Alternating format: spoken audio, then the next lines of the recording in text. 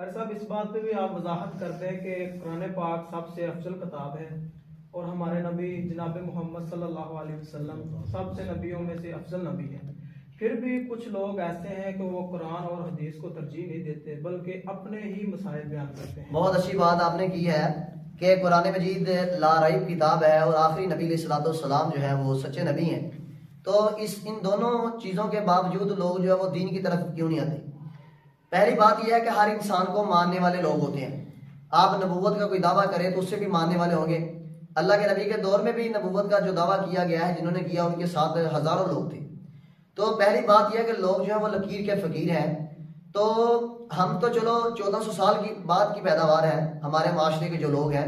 तो उस वक़्त नबी सलाम की बात से पहले मैं आपको एक बात बताता हूँ। क्या फिरौन को पता था मूसा नबी सच्चा है? पता था।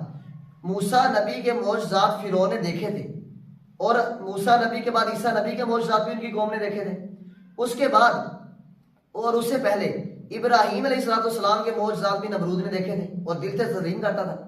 और सबसे बड़ी बात कि अबू जहल ने यह बात कही थी कि नबी तो सच्चा है, हम मानते हैं, लेकिन बात यह है कि हम भी सरदार लोग हैं, हमारे कबीले से नबी क्यों नहीं आया?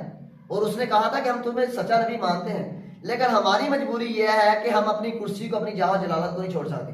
असल बात यह है कि ये जो कुर्सी है ना, जिससे हमारे हुक्मरान भी आज झगड़ा कर रहे हैं, लड़ रहे हैं, ये कुर्सी एक बहुत बड़ी बीमारी है। ये बीमारी जिसको लग जाए, ये किसी डॉक्टर से इसका इलाज नहीं है, इसकी शिफा नहीं है, कोई डॉक्टर दवाई नहीं दे सकता, इसकी दवाई है ही नहीं। असल में पैसा जो है इंसान को अंधा कर देता है, झूठी शोहरत इंसान को अंधा कर देती है और इंसान को कुर्सियां अदा कर देती है, गाड़ी और बंगले अदा कर देते हैं। ब्याही नहीं, जैसे करून को उसकी जायदाद ने अदा कर दिया था और मूसा नबी मुंह से कहता था मैं नबी हूं, सच्चा नहीं मान लो। करून ने नबी को सामने नबी था नहीं माना था। हम तो फिर भी कहते हैं कि ये कुरान सच्चा है, हम तो जो नबी के पैरों की खाक जैसे भी नहीं है। तो सबसे बेड़ा गर्क उस वक्त हुआ जब लोगों ने पैसे को तरजीह दी, जब लोगों ने अपने मनसब को तरजीह दी, फिर उन्होंने अपनी झूठी इज्जत और शोहरत को तरजीह दी, जिस वजह से उन्होंने हक को झुठला दिया। और अल्लाह कुरान में कहता है इन्नल्लज़ीना हक़्क़त अलैहिम कलिमतु रब्बिका ला युमिनून, तेरे रब की बात ये साबित आ चुका है, ये लोग ईमान नहीं लाएंगे। किसके ऊपर ईमान नहीं लाएंगे? आप क्या कहते हो कि नबी के अलावा अगर कोई और इल्म हासिल करे वो आलम होगा? कुरान और हदीस के अलावा कोई इंसान अगर इल्म हासिल कर ले और कुरान और हदीस का इनकार करे, उनके मुकाबले में अपनी बात को बनवाए, वो आलम नहीं है, वो आलम बामैनी जहाल है। आलम वो है जो कुरान और हदीस के इल्म को जानता हो, आलम वो है जो कुरान और हदीस के इल्म के मुताबिक लोगों को मसाइल बताए और कुरान और हदीस के इल्म के मुकाबले में किसी मुहद्दिस का फतवा, हत्ता के हजरत अबू बकर का फतवा कुरान और हदीस के मुकाबले में आ जाए तो हजरत अबू बकर रज़ियल्लाहु ताला अन्हु की बात को भी एक साइड पे किया जाएगा, कुरान और हदीस को माना जाएगा। तो चाहे जाए कि आप 200-300 साल बाद की उलमा की बात को तरजीह दो, तो ये बात यह है कि इनकी मजबूरी है।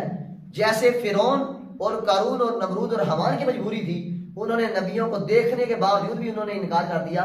इस तरह ये भी इस वक्त के फिरौन और नमरूद और हमान है जिन्होंने ये मौजज़ात, ये कुरान सबसे बड़ा मौजज़ा है, जिसको देखने के बावजूद इन्होंने अपने उलमा को तरजीह दी, अपने मुफ्तियान को तरजीह दी, अपनी फिका को तरजीह दी और कुरान और हदीस को बस पूछ डाला और आज जिल्लत हमारा कदर बनी। अल्लाह इनको हदायत नसीब फरमाए।